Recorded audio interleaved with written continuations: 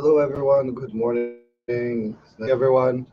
After our wonderful retreat this weekend, I hope that you are all doing well. Thank you to everyone who attended and supported our retreat.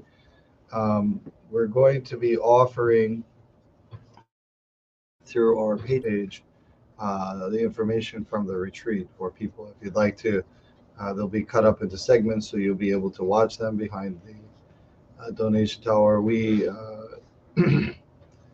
We're using that in order to be able to support our efforts so that we can offer more online uh, meditation practices, etc. So if you can be, please do. Please also support our podcast and YouTube channel. So this morning, I'll take a moment to enjoy our um, umeboshi tea. Let us take a moment and reflect. Today is December 18th. And here in Seattle, it's about 30 degrees, about 40 degrees. So it's getting a little bit on the cold side for Seattle. But today, I will head home to New York.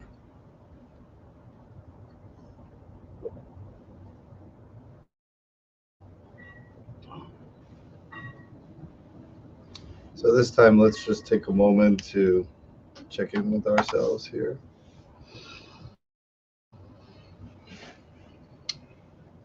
How are we feeling? Did we overexert ourselves maybe yesterday, or did we have a nice sleep? How is as we were talking about in the seminar, the aspects of regulation are regulating food and drink and regulating sleep. Those are essential. Um, but the ones that we can use as together are the body, breath, and mind. And I don't like to use breath. They say breathing, because that's the act with the lungs.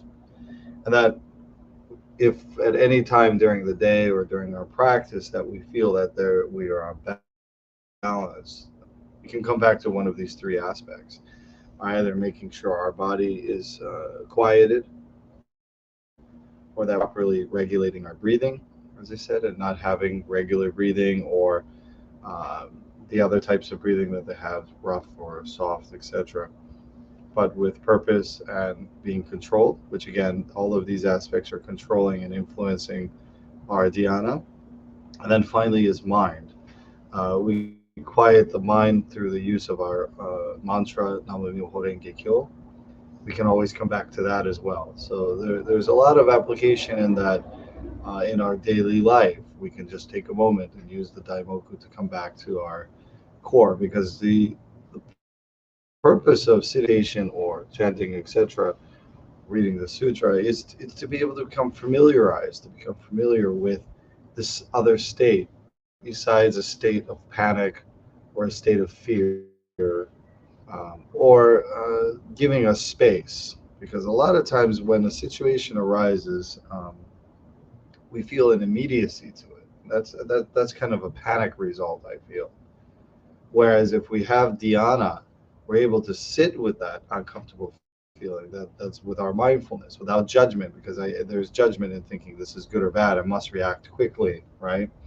Instead of giving ourselves the proper space and how do you say perception that we need to in a lot of situations, right, before we act or before we commit to something, or how we handle something. So this is extremely important benefit for us. So let's just take a moment and stretch. This other hand to kind of give it a little extra, like this. Just push on your leg. Opposite hand, go to your leg and give yourself a little turn. Yeah, that's right. Then do your shoulders, arm,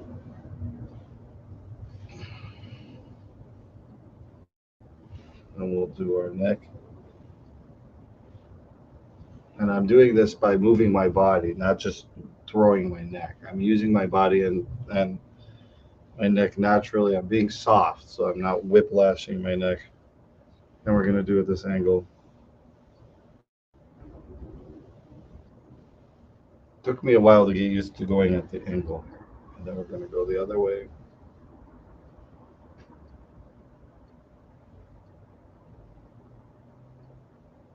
Good. Then we're going to go in a circle. Again, I'm moving my head like it's just sitting there in a swivel. I'm letting it naturally hang. No tenseness. And then just moving my body. This is actually kind of complicated because we like to control things. We're always stiff instead of just letting things naturally move and using our body efficiently. I would say you just add a lot of extra tension. Good. Now, again, these stretches are not to cause any kind of sweat. So to meditate, you're not supposed to. The factor that they use to determine whether or not you did too much exercise is if you have any warmth or sweat under the arms. So don't get to that point. It's not a aerobic workout. What it is just basically getting our body woken up. Of course, after we do our meditation, we'll do our asana, which is our postural yoga, to again move and continue our meditation into movement, keep continuing this dhyana, this concentration into movement, but regular again as we use pranayama, our breath. So therefore, let's just take a minute, relax. I like to turn my hands up here because we just relax and we just scan our body, beginning, of course, with our body state. Are we a little bit hungry maybe because I eaten something late last night? Then let's take a look at our breathing, pranayama. So our breathing, is it shallow? Is it smooth? Is it, as they say, rough, which means regular breathing according to Master Tiantai, or is it regulated breathing, which is where we want to be? Because again, as we regulate our breathing, our lungs, that's where the pranayama, the prana, the energy is moved, and also it's input into our body. It's created, it's received, it's exhaled, etc. It's moved, becomes alive rather than stuck, or illness and disease happens if we do that. Then let's lastly look at our mind. How is our mind? So our mind clear? Is it foggy? Does it have some anxiety perhaps?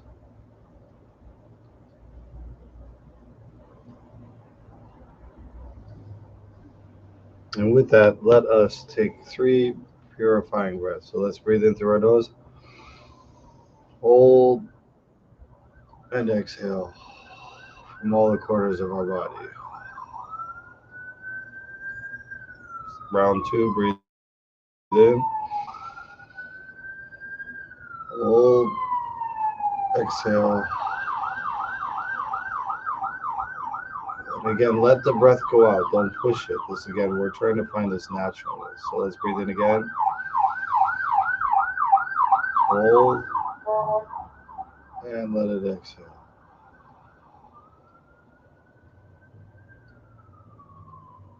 Good. With that, let us center our body. We can make sure we're on our cushion balance, touching all 3 points of our tripod, sitting up, moving our body left to right, front to back, finding that center point, putting our shoulders, our ears back over our shoulders. We can tuck our head, tuck our chin a little bit, putting our tongue at the roof of our mouth, gently touching our teeth, gently closing the eyes, just enough to keep the light out.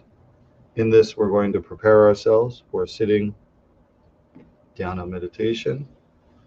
Let us put our hands together, Hokkaijo, and prepare. By hearing the bell, let us be able to meld into our concentration.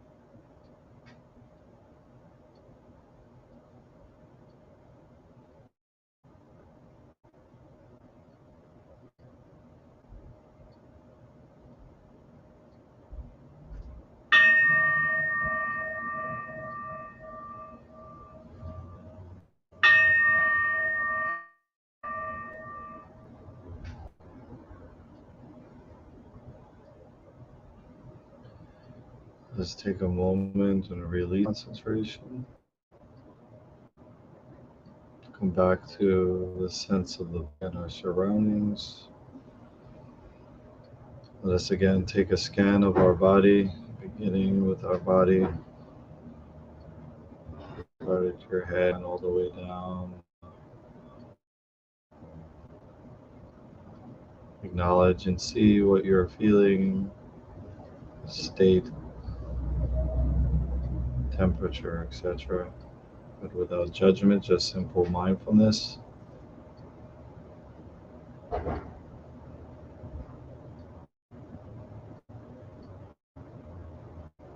And let us move breathing.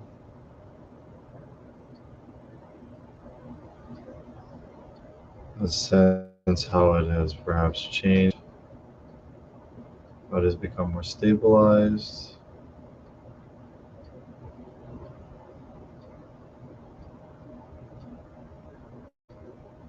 Let's look at our mind.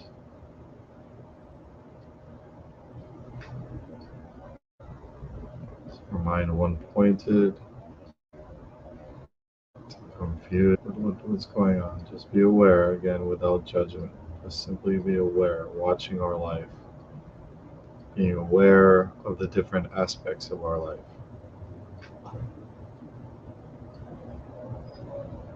And as we come back more into the body, let's start fingers or toes.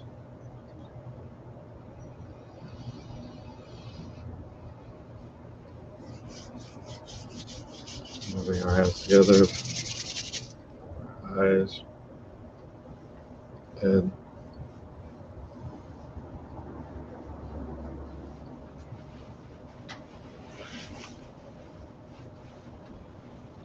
Take one purifying breath. Let's breathe in through our nose. Hold and exhale.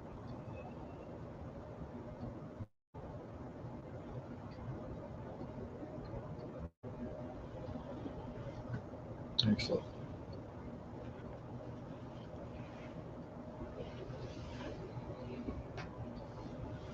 Very interesting. By sitting meditation, did you notice? I noticed that body becomes corrected naturally. My breathing becomes corrected naturally if I keep continuing to concentrate. Mind becomes balanced, and that,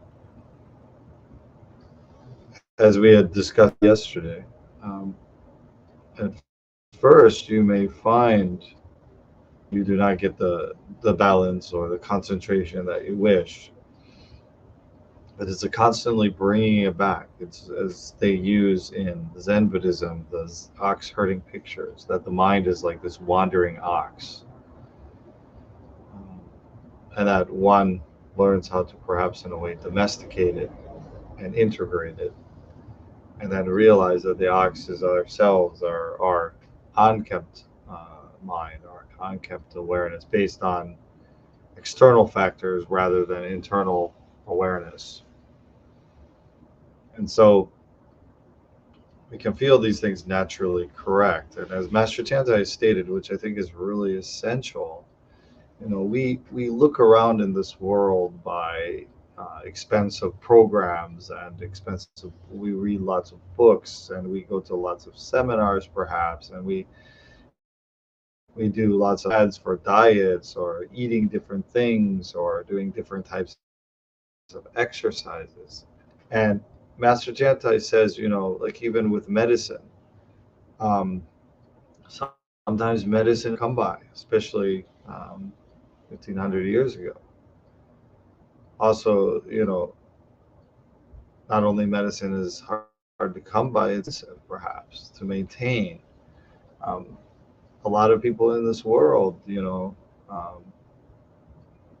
money and that is a not a commodity. It's difficult, especially when one has other things that has to take care of. So sometimes people allow their health to suffer.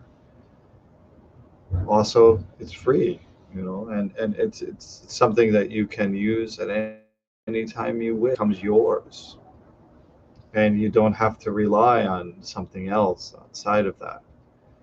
And I think that is the idea of true freedom and spiritual maturity when we realize that, because we're always, and whether it's spirit grasping or materially grasping or whatever outside of ourselves, we're looking for something else to make us better, someone else to make us better, something else to make us better. But as the Buddha pointed out, and this again is why I practice Buddhism, that we have this capacity within ourselves, even beyond the idea of rules, right, or religion, etc., that it transcends all of that. And there are many people who may not agree with me on that, but I believe it does because it is universal. And I prefer the method that is effective and also that is available to anyone, any place, any language, any economic situation, etc. So meditation is something that you don't have to carry around, doesn't have to cost you lots of money, doesn't have to be scarce, there's no scarcity, etc. You can use it and maintain it at any time. So as we were talking about the breathing aspect, when we want to regulate ourselves, we can use those three aspects of course, we should regulate food and sleeping, but in the course of our day, not only are we doing that, but in the moment we feel that there is a disharmony, we can use the body, breathing, or mind to bring ourselves back. So simply just using the Daimoku Namyo Horen Kyo as we practice becomes a tether, a string, which is the kind of ideal or example that I think of a mantra, bringing us back to that point. You can reaffirm yourself, because again, it's interesting. Our mind wander off and start thinking or complaining or being impatient, etc. That is kind of loss of life. And also, I don't know about you, but I want to invest in the reality. I want to invest in real people. I want to invest in experiential understanding, not in necessarily something that is beyond my understanding. Beyond my understanding, that is beyond my understanding. But I believe that my life in understanding, and that is why the science of yoga, the practice of the Lotus Sutra, and that are very essential to me. So therefore, I'm just here to share that with you. Um, we should share our treasures with others as very essential. For I hope you build up your treasures. I hope you your experiential understanding, and I hope you have a wonderful day. Please be safe, and I look forward to seeing you all again. Take care.